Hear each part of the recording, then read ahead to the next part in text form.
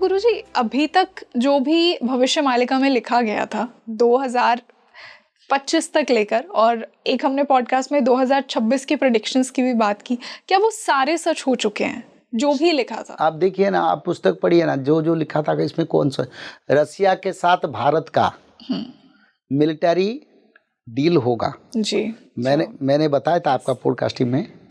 रसिया के आर्मी आके भारत की आर्मी के साथ मिलके भारत शासन, भारत के रक्षा और भारत के शत्रुओं के साथ लड़ाई काम करेंगे। अभी एग्रीमेंट हुआ ना जी, मैंने उसको बताया था आपको। आप पिछले पॉडकास्टिंग देखिए, मेरा कई पॉडकास्टिंग है। ये लिखा है पूर्व पश्चिम रंग वर्ण हव, ये भविष्य मालिका का वाणी बताता हूँ। पूर्व पश्चिम रंग वर्ण हव, गिरिमाला चमकिब, लोहा खंडा मान भारत बुलिब, रसिया शासन हब। अच्छा, ये लिखा है भविष्य मालिका में? रसिया का शासन भारत में होगा। शासन यानी कैसे होगा, मैंने उसको क्लैरिफाई किया था। सपोर्ट होगा। हाँ, सपोर्ट होगा, यानी रसिया हमको यानी अधिकार नहीं करेगा। उनकी आर्मी आके हमारी देश की शासन में सहयोग करेंगे और हमारी आर्मी के साथ मिलके शत्रुओं के साथ लड़ाई करेंगे। उसका एग्रीमेंट हुआ ना, मैंने उसको बताया था। भविष्य मालिका इतना सत्य है, इतना स्पष्ट रूप में प्रमाण है। असुर लोग तो निंदा करेंगे, संत लोग तो प्रणाम करेंगे। जो असुर है उनको अच्छा नहीं लगेगा, क्योंकि जो लोग अधर्म करते हैं, बोले अधर्म का युग क्यों जाएगा, हम तो अधर्म करते हैं। जो धर्म करते हैं, प्रभु जल्दी धर्म हो, तो धर्म लोगों के लिए तो अच्छा लगेगा।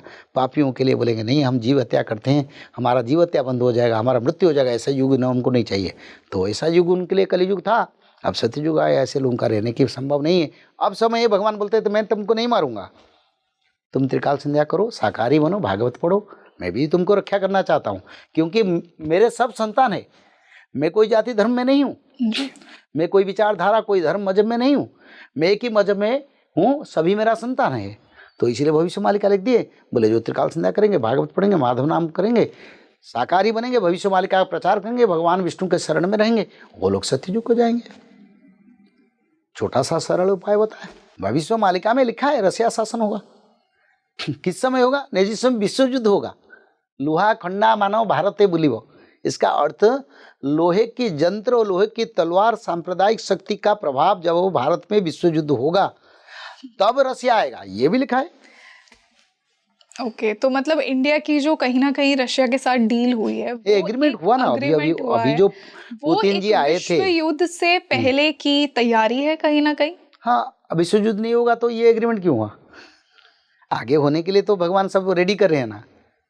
और उनको हमारा आदरणीय प्रधानमंत्री ने भगवत गीता दिया। भगवत गीता किसके लिए लिखा गया था? महाभारत युद्ध के लिए। सर्वधर्मम परित्यज्य मामेकम शरणम व्रज, यानी ये गीता का मैसेज हमारा प्रधानमंत्री ने दिए। सर्वधर्म परित्यज करो, परित्याग करके भगवान विष्णु के शरण में आओ और विश्व में अपना सम्मान बढ़ाओ। भगवत गीता दे दिया जी। इस समय इसका क्या मूल्य है? महाभारत युद्ध का जो बाकी है वो युद्ध होने वाला है। और मेरे विचार है बिल्कुल पुतिन जी इस शास्त्र का अर्थ उनकी कोई ट्रांसलेटर के माध्यम में सुनने के लिए कोशिश कर रहे हैं, और सुन रहे हैं, और सुन के फिर उनका शरीर में शक्ति आएगा जो धर्म के लिए वो लड़ाई करेंगे। ये भी सत्य है। गुरुजी, आज के इस अद्भुत पॉडकास्ट को मैं एक बहुत इम्पॉर्टेंट टॉपिक के साथ एंड करना चाहूँगी। जब आपने सतयुग कॉन्शियसनेस की बात की, और जब हमने ये बात की कि कौन सी सोल्स सतयुग में जाएंगी, किस प्रकार कल की भगवान प्राप्त होंगे, आपने भागवत महापुराण का रोल बहुत बड़ा बताया। तो भागवत महापुराण में ऐसा क्या लिखा गया है, ऐसी क्या प्रोफेसीज की गई हैं कि उसको पढ़ने से ही आप उस सतयुग कॉन्शियसनेस में जा रहे हो? क्या ह्यूमैनिटी को सिखा रही है भागवत महापुराण? मैं एक बात बताता हूँ। भागवत में जब उद्धव ने, जब द्वापर युग अंत में जब द्वारिका में प्रलय आया था, उससे पहले उद्धव को भगवान ने बद्रीधाम भेजा जी। तो बद्रीधाम भेजने से पहले उद्धव ने बोले, प्रभु अगर आप ये धराधाम छोड़ेंगे तब ये धरती पर कलियुग प्रवेश करेगा और सब लोग पापी बन जाएंगे, अन्याय बढ़ जाएगा, गोमाता हत्या बढ़ जाएगा, पिता पुत्र का संपर्क नहीं रहेगा, पति पत्नी में विच्छेद आएगा, संसार में दुख रोग जराग्रस्त हो जाएगा। तो कृपया प्रभु आप धरती ना छोड़े। तो कलियुग का मानव के लिए भगवान ने बोले, कृष्ण भगवान ने बोले, हे उद्धव, समय के अनुसार मैं अवतार लेता हूँ, समय के अनुसार मैं धरती छोड़ता हूँ, कलियुग आने वाला है, पर मेरे भक्त, तेरे जैसे भक्तों का उद्धार के लिए मैं श्रीमद् भागवत महापुराण में प्रविष्ट होता हूँ। और जो मानव इस भागवत को पढ़ेंगे वो मेरा सच्चिदानंद रूप को प्राप्त करेंगे और खुद भगवान कृष्ण भागवत में समाहित हो गए। उस भागवत महापुराण को लेके उद्धव ने बद्रीधाम जाके फिर वैकुंठ तक चल गए। तो ये भगवान भागवत शास्त्र में का जो श्लोक है, सच्चिदानंद रूपाय विश्व उत्पत्त्यादि हेतवे तापत्रय विनाशाय श्री कृष्णाय वयं नमः।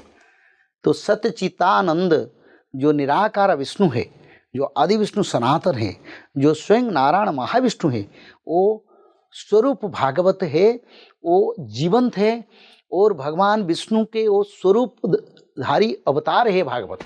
तो इसलिए भगवान विष्णु को प्राप्त करने के लिए भागवत पढ़ना चाहिए। अलग शास्त्र में भगवान ने प्रविष्ट नहीं हुए, इसमें भगवान समाहित हुए हैं। बोले ये मेरा रूप है, ये मेरा जीवंत रूप है, ये शास्त्र को जो पढ़ेंगे वो लोग मेरे को प्राप्त करेंगे।